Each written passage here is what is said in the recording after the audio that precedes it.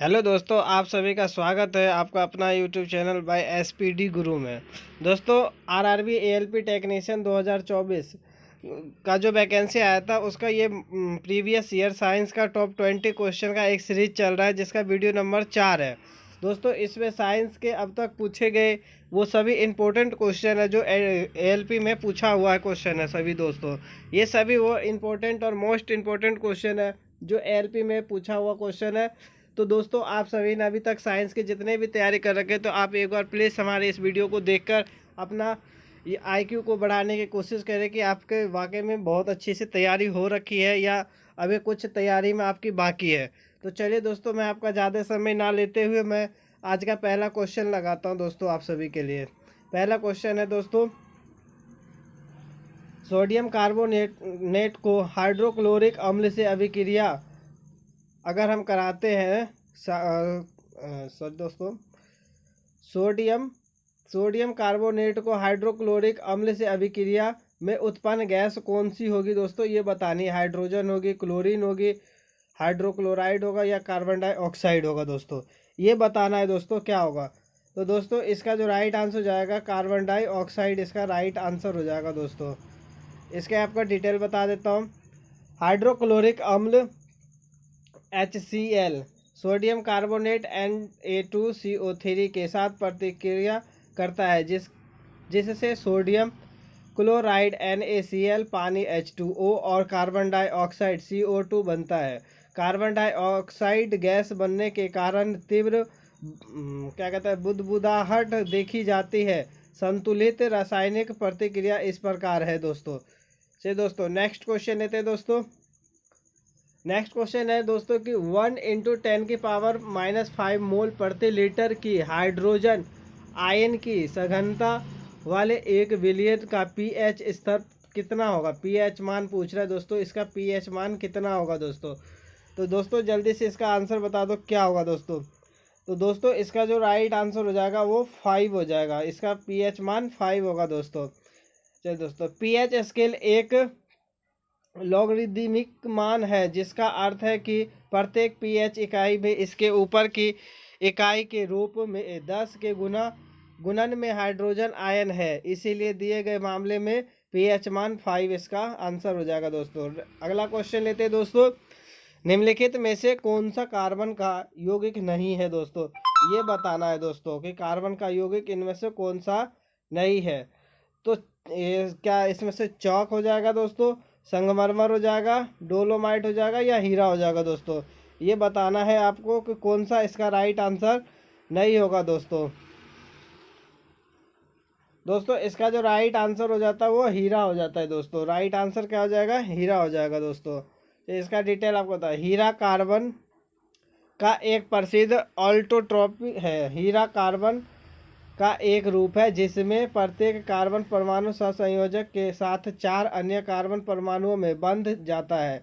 यह एक मजबूत, कठोर, 3 आयामी संरचना बनाता है और हीरे को रोशनी की परिकर्णन और उच्च कठोरता की क्षमता इससे औद्योगिक अनुप्रयोग और गहनों दानों के लिए उपयोग में बनाते हैं दोस्तों। नेक्स्ट क्वेश्चन लेते हैं दोस्तों। नेक्स्ट क्वेश्चन है दोस्तों कि निम्नलिखित में से किसका उपयोग पेयजल को कीटाणु रहित करने के लिए उपयोग में लाया जाता है दोस्तों। क्या धावन सोडा, बेकिंग पाउडर या ब्लीचिंग पाउडर। तो दोस्तों, इसका जो राइट आंसर हो जाता है वो हो जाता है अपना ब्लीचिंग पाउडर। इसका डिटेल बताता हूँ दोस्तों।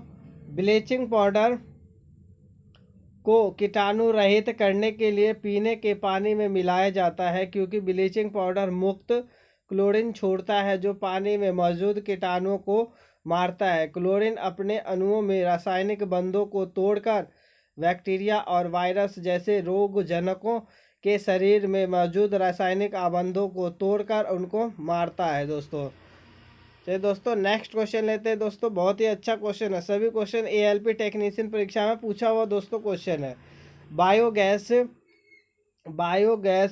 बायोमास से किस प्रक्रिया के माध्यम से उत्पन्न होता है दोस्तों, ये बताना है। विनाशकारी आसवन, परभाजी आसवन, अवयवी किण्वन और शुष्क आसवन। दोस्तों, जल्दी से इसका आंसर बताओ क्या होगा। तो दोस्तों, इसका जो राइट आंसर हो जाता है दोस्तों वो हो जाता है अवयवी किण्वन। चलिए दोस्तों, आप सभी को अगर ऐसा लगता है कि मैं आंसर बहुत जल्दी दे रहा तो आप क्वेश्चन रीड करने के तुरंत बाद ही आप इसे पॉज करके आप खुद ही पहले आंसर दे दिया करो दोस्तों। इसका डिटेल बता दो। बायोगैस ऑक्सीजन एनारोबिक किण्वन की अनुपस्थिति में कार्बनिक पदार्थ के टूटने से उत्पन्न विभिन्न गैसों के मिश्रण को संदर्भित करता है। बायोगैस का उत्पादन कच्चे माल जैसे कि कृषि अपशिष्ट, खाद्य, नगर पालिका अपशिष्ट, पौधों, सीवेज के हरे कचरे या फिर खाद्य अपशिष्टों से किया जाता है। बायोगैस में मुख्य रूप से मीथेन यानी CH4, ये फॉर्मूला भी कई बार एग्जाम में आ जाता है, और कार्बन डाइऑक्साइड होते हैं दोस्तों ये। अब नेक्स्ट क्वेश्चन लेते हैं दोस्तों। चलिए दोस्तों, नेक्स्ट क्वेश्चन है, सितारों में प्लाज्मा बनने का कारण है। बताना है दोस्तों कि सितारों में प्लाज्मा बनने का कारण क्या है। उच्च तापमान,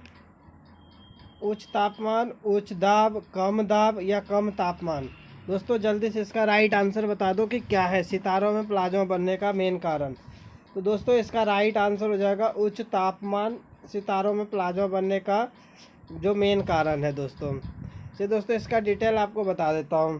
प्लाज्मा पदार्थ की चौथी अवस्था है जो कि घनात्मक रूप से आवेशित आयनों और ऋणात्मक रूपों से आवेशित इलेक्ट्रॉनों के बराबर मात्रा में बनता है। यह गर्म आयनित गैस है जो तारों के मूल में लगभग 15 मिलियन डिग्री के उच्च तापमान के कारण बनती है। बहुत गर्मी होने के कारण इलेक्ट्रॉन बस इसी स्थिति में मुक्त होकर फट जाती है। चलिए दोस्तों नेक्स्ट क्वेश्चन लेते हैं। वायु में 0 डिग्री सेंटीग्रेड तापमान पर ध्वनि की गति क्या होगी दोस्तों, ये बताना। 331 मीटर प्रति सेकंड, 330 मीटर प्रति सेकंड, 330 मीटर सेकंड और 331 मीटर सेकंड। दोस्तों इसका आंसर जल्दी से बताओ। दोस्तों इसका आंसर जो होगा वो 331 मीटर प्रति सेकंड इसका राइट आंसर हो जाएगा दोस्तों। इसका डिटेल आपको बताता हूँ दोस्तों। ध्वनि की गति एक ध्वनि तरंग द्वारा प्रति इकाई समय में किसी लोचदार माध्यम के प्रसार के दौरान तय की गई दूरी है। हवा में ध्वनि की गति 0 डिग्री सेंटीग्रेड पे लगभग 31.5 मीटर प्रति सेकंड, सामान्य कमरे की तापमान 20 डिग्री और 343 मीटर प्रति सेकंड है। एक आदर्श गैस में ध्वनि की गति केवल उसके तापमान और संरचना पर निर्भर करती है दोस्तों। नेक्स्ट क्वेश्चन दोस्तों, नेक्स्ट क्वेश्चन है कि किसी वस्तु द्वारा उसकी स्थिति या विन्यास द्वारा प्राप्त की गई ऊर्जा को क्या कहा जाता है दोस्तों। इसका आंसर बताना है दोस्तों, क्या कहा जाता है। स्थितिज ऊर्जा कहा जाता है, परमाणु ऊर्जा कहा जाता है, स्थितिज ऊर्जा, सॉरी ये पहला था गतिज ऊर्जा, विद्युत ऊर्जा, क्या कहा जाता है दोस्तों। ये सभी क्वेश्चन RRB ALP टेक्नीशियन परीक्षा में पूछी हुई क्वेश्चन है। एक भी क्वेश्चन दोस्तों इधर बाहर का कोई क्वेश्चन नहीं है, सभी ALP में पूछी हुई क्वेश्चन है दोस्तों। इसका आंसर हो जाएगा दोस्तों स्थितिज ऊर्जा। इसका जो राइट आंसर हो जाता है स्थितिज ऊर्जा। डिटेल बता देता है इसका। स्थितिज ऊर्जा किसी वस्तु में उसकी स्थिति या उसकी वर्तमान स्थिति के कारण होती है। यह वस्तुतः काम करने के लिए वस्तु की क्षमता है जो एक दूरी पर लगाई गई बल का परिणाम है। विभिन्न प्रकार की स्थितिज ऊर्जा में गुरुत्वाकर्षण स्थितिज ऊर्जा, प्रत्यक्ष स्थितिज ऊर्जा और रासायनिक स्थितिज ऊर्जा है। नेक्स्ट क्वेश्चन लेते हैं दोस्तों।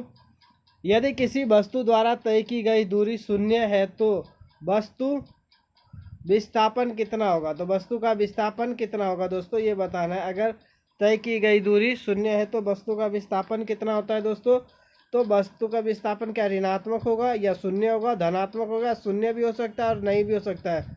क्या होगा दोस्तों, इसका राइट आंसर बताओ। दोस्तों इसका जो राइट आंसर हो जाएगा वो 0 हो जाता है। 0 इसका राइट आंसर हो जाएगा दोस्तों। इसकी आपको डिटेल बता देता हूँ। यदि यात्रा की दौरान की गई दूरी 0 है तो इसका मतलब है कि उस व्यक्ति ने कभी भी प्रारंभिक स्थिति से यात्रा शुरू नहीं की है, इसीलिए विस्थापन क्या होगा 0 हो जाता है दोस्तों। नेक्स्ट क्वेश्चन लेते हैं दोस्तों। किसी तने हुए रबर बैंड में किस प्रकार की ऊर्जा होती है? तने हुए रबर बैंड में किस प्रकार की ऊर्जा होती है दोस्तों, ये बताना है। रासायनिक ऊर्जा होगा, स्थितिज ऊर्जा होगा, गतिज ऊर्जा होगा या ऊष्मीय ऊर्जा होगा दोस्तों, ये बताना है कौन सी ऊर्जा होगा इसमें। दोस्तों ये सभी क्वेश्चन आप देख रहे हो कि आरआरबी एएलपी टेक्नीशियन ग्रुप में पूछा हुआ क्वेश्चन है। तो दोस्तों इसका जो राइट आंसर हो जाएगा वो हो जाएगा स्थितिज ऊर्जा इज राइट आंसर हो जाता है दोस्तों। डिटेल बता देता हूँ। किसी वस्तु की स्थितिज ऊर्जा के कारण उसके पास मौजूद ऊर्जा को स्थितिज ऊर्जा कहा जाता है। एक फैला हुआ रबर बैंड अपनी स्थिति के कारण स्थितिज ऊर्जा रखता है। उस ऊर्जा के कारण जब खींचे गए रबर बैंड को छोड़ा जाता है तो वह गति द्वारा अपनी मूल स्थिति प्राप्त कर लेता है दोस्तों। चलिए दोस्तों नेक्स्ट क्वेश्चन। चलिए दोस्तों नेक्स्ट क्वेश्चन है कि अपच का इलाज करने के लिए निम्नलिखित में से किस प्रकार की दवा का प्रयोग किया जाता है अपच के इलाज में? दोस्तों इसका आंसर आपको बताना है। क्या सल्फा दवा का, या एंटीहिस्टामिन की, या एंटीबायोटिक या एंटासिड की? इसमें से कौन सी दवाई का इलाज जो है अपच के दौरान किया जाता है? तो दोस्तों इसका जो राइट आंसर हो जाएगा वो हो जाएगा एंटासिड। एंटासिड का जो है ना प्रयोग किया जाता है अपच के इलाज के दौरान दोस्तों। तो इसका डिटेल बता देता हूँ। एंटासिड एक पदार्थ है जो कि पेट की अम्लता को बेअसर करता है।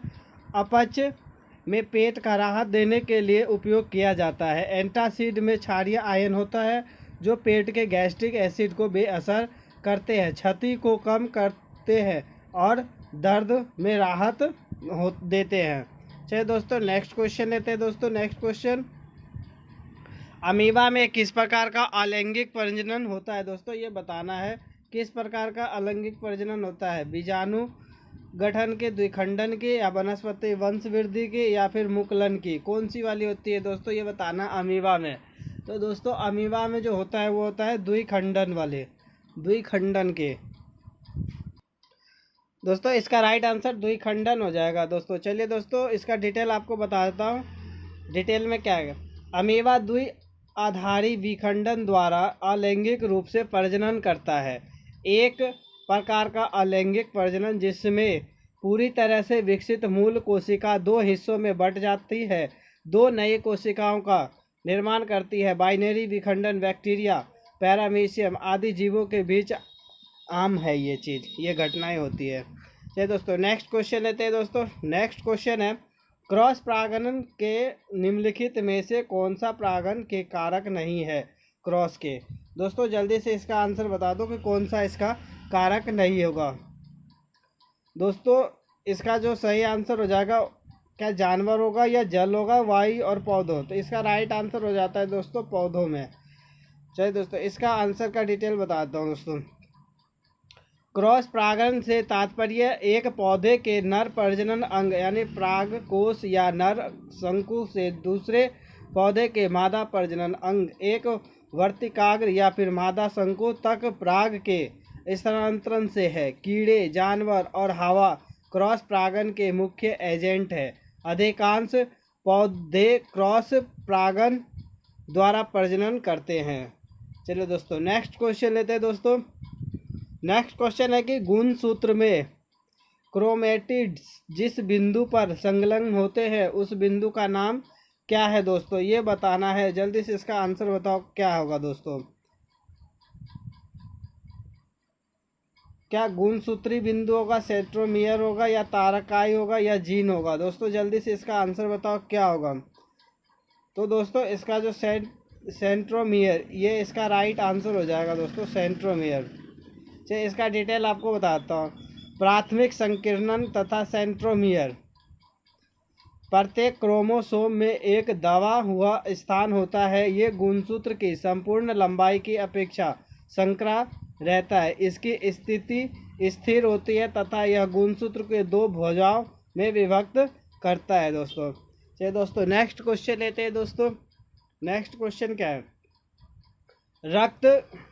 रक्त का कौन सा घटक भोजन CO2 और नाइट्रोजन युक्त अपशिष्ट का परिवहन करता है? दोस्तों ये बताना है रक्त का। जल्दी से इसका राइट आंसर बताओ दोस्तों क्या हो जाएगा। रक्त का बताना है दोस्तों क्या होगा इसका राइट आंसर। क्या सफ़ेद रक्त, रक्त प्लेटलेट्स, लाल रक्त प्लेट या प्लाज्मा, क्या होगा इसका राइट आंसर दोस्तों। इसका राइट आंसर हो जाता है दोस्तों प्लाज्मा। चलिए इसका डिटेल आपको बताता हूँ। प्लाज्मा प्लाज्मा रक्त का तरल घटक है जो कि भोजन, कार्बन डाइऑक्साइड, नाइट्रोजन युक्त अपशिष्ट विघटित पदार्थ जैसे कि पोषक तत्व, इलेक्ट्रोलाइट्स आदि का परिवहन करता है। यह पूरे शरीर में रक्त घटकों का भी वहन करता है। शरीर में मौजूद कुल रक्त की मात्रा का लगभग 55% प्लाज्मा होता है दोस्तों। चलिए दोस्तों नेक्स्ट क्वेश्चन लेते हैं दोस्तों। चलिए दोस्तों नेक्स्ट क्वेश्चन है, उस फाइल को क्या कहते हैं जिसे प्रोग्राम का उपयोग करके छोटे आकार की एक फाइल में संग्रहित और संपीड़ित किया जाता है। दोस्तों जल्दी से इसका आंसर बता दो, क्या कहते हैं इसे। SSL, ZIP, SAS या SEO, क्या कहते हैं। तो इसका राइट आंसर हो जाएगा ZIP। चलिए इसका डिटेल बताता हूँ दोस्तों। ZIP एक सामान्य फाइल प्रारूप है जिसका उपयोग एक या अधिक फाइलों को एक साथ एक स्थान में संपीड़ित करने के लिए किया जाता है। चलिए नेक्स्ट क्वेश्चन लेते हैं दोस्तों। नेक्स्ट क्वेश्चन है कि डैश एक निजी नेटवर्क की सुरक्षा बनाए रखने के लिए प्रयुक्त सॉफ्टवेयर है। ये बताना है कि इसमें से कौन सा होगा। एन्क्रिप्शन, मेलवेयर और क्लिकबेट और फायरवॉल। दोस्तों इसका राइट आंसर क्या हो जाएगा, फायरवॉल हो जाएगा राइट आंसर। तो इसका डिटेल बताता हूँ। फायरवॉल एक ऐसा सॉफ्टवेयर है जिसका उपयोग निजी नेटवर्क की सुरक्षा बनाए रखने के लिए किया जाता है। यह अनधिकृत इंटरनेट उपयोगकर्ता को इंटरनेट से जुड़े निजी नेटवर्क तक पहुंचाने से रोकता है दोस्तों। चलिए नेक्स्ट क्वेश्चन लेते हैं। नेक्स्ट क्वेश्चन है दोस्तों, एक डैश कंप्यूटर पर एक इंटरफेस है जिससे आप किसी डिवाइस को कनेक्ट कर सकते हैं। जल्दी से इसका आंसर बता दो क्या होगा। एनामी होगा, डोंगल होगा, पोर्ट होगा और एरी होगा, क्या होगा इसका राइट आंसर। दोस्तों ये सभी ALP टेक्नीशियन परीक्षा में पूछे हुए क्वेश्चन है सारे। इसका राइट आंसर हो जाएगा दोस्तों पोर्ट। चलिए इसका डिटेल बताता हूँ आपको। इनपुट आउटपुट पोर्ट आपको हार्डवेयर डिवाइस जैसे कि keyboard, flash drive, mouse, printer और स्कैनर को सिस्टम से कनेक्ट करने में सक्षम बनाता है दोस्तों। नेक्स्ट क्वेश्चन लेते हैं। नेक्स्ट क्वेश्चन है, घास के वैज्ञानिक अध्ययन को कहा जाता है। घास के वैज्ञानिक अध्ययन को क्या कहा जाता है। क्या थियोलॉजी कहा जाता है, एग्रोएस्ट्रोलॉजी कहा जाता है, पोमोलॉजी कहा जाता है या ऑस्टियोलॉजी कहा जाता है। तो दोस्तों इसमें घास के जो वैज्ञानिक अध्ययन को कहा जाता है एग्रोएस्ट्रोलॉजी। ये इसका राइट आंसर हो जाएगा। एग्रोएस्ट्रोलॉजी को घास के अध्ययन के रूप में परिभाषित किया जाता है। यह शब्द ग्रीक मूल एग्रिस्टस से आया है दोस्तों। चलिए नेक्स्ट क्वेश्चन लेते हैं दोस्तों। नेक्स्ट क्वेश्चन है, भारत का सबसे बड़ा नाभिकीय शक्ति कहाँ पर स्थित है दोस्तों। महाबलेश्वर है, तारापुर है, औरंगाबाद है या पंचगनी है। तो दोस्तों इसका जो राइट आंसर हो जाएगा वो हो जाता है तारापुर। भारत की सबसे बड़ा नाभिकीय शक्ति केंद्र है। महाराष्ट्र में स्थित तारापुर परमाणु बिजली घर भारत का परमाणु ऊर्जा परियोजना थी। इसे 28 अक्टूबर 1969 से कार्य करना शुरू कर दिया था। यह बिजली उत्पादन के लिए क्वथन जल रिएक्टर पर आधारित है दोस्तों। BWR एक परमाणु रिएक्टर है जो कि जल को शीतलक और मॉड्यूलेटर के रूप में उपयोग करता है। रिएक्टर में भाप का उत्पादन किया जाता है जिसे बाद में यूरेनियम ऑक्साइड से परीक्षित किया जाता है दोस्तों ये हमारे प्रीवियस ईयर साइंस के टॉप 20 क्वेश्चन थे दोस्तों। ये थे साइंस के टॉप 20 प्रीवियस ईयर क्वेश्चन जो ALP में पूछे हुए थे सभी दोस्तों। इसी तरीके से ये सीरीज का क्वेश्चन वीडियो नंबर 4 है। अभी और भी क्वेश्चन इसमें आपको मिलेगा, कम से कम 250-300-500 तक क्वेश्चन ये जा सकता है सीरीज में दोस्तों ये सभी वो क्वेश्चन है ALP में आ रखा है, तो यही क्वेश्चन आपके आगे JEE के एग्ज़ाम में भी आ सकता है और यहाँ NTPC में भी पूछे जा सकते हैं। तो दोस्तों हमारे इस चैनल पे जुड़े रहिए और भी इसमें रोचक जानकारी साइंस के बारे में मिलता रहेगा आप सभी को। हमारे चैनल का नाम है SPD गुरु। SPD गुरु कैपिटल में डालना दोस्तों, इस तरीके से डाल के सर्च करना और सब्सक्राइब कर देना दोस्तों। धन्यवाद दोस्तों, जय।